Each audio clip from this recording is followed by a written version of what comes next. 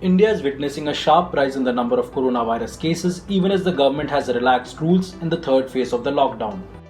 The death toll due to the coronavirus pandemic increased to 1,694 while 49,391 positive cases have been registered. 14,182 people have been treated and discharged.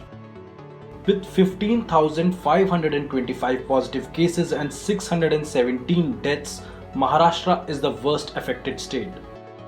It is followed by Gujarat, which has recorded 6,245 cases and 368 deaths. Ahmedabad is the worst affected city in Gujarat with 1,298 confirmed infections. Delhi has recorded 5,104 cases and the death toll stands at 64. Tamil Nadu, which stands fourth in the list, has seen a sharp rise in cases in the past few days. Last week, 2,058 cases were reported in the state, but the figure has now almost doubled with 4,058 registered cases. With 3,049 cases, Madhya Pradesh stands 6th in the list, but the state has recorded 176 deaths. In Bengal, confusion prevailed in the number of coronavirus-related deaths.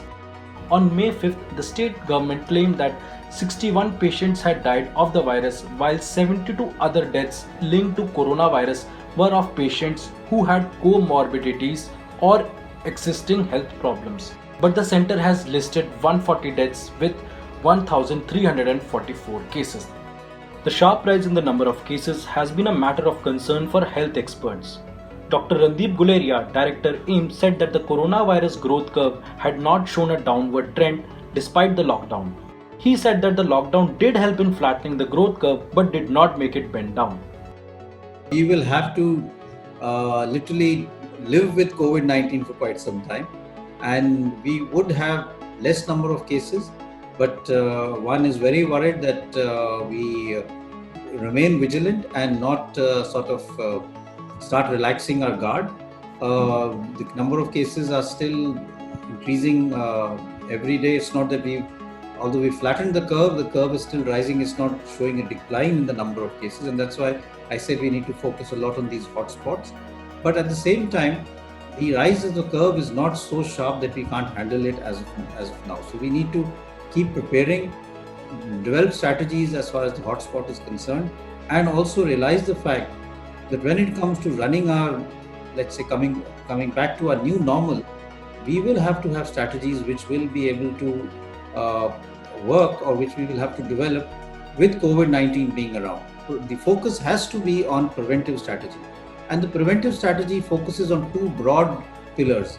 One is the non-pharmacological approach, which is without any medication, and that is basically looking at social distancing, cough etiquettes, hand washing, and also wearing a mask. The solution there is to identify those areas where the maximum number of cases are coming, the so-called hotspots, work aggressively in these areas in terms of containment, in terms of identifying and doing more testing in these areas, and thereby being able to try and bring down the number of cases in these hotspots and gradually try and convert them to orange or green spots, and that is the strategy which the government is following. At the same time, continue a good surveillance in the green zones or the cold areas so that they don't have a spurt of cases, and you have to be sure or make sure that there is restricted movement or no movement from a red zone to the other zones itself.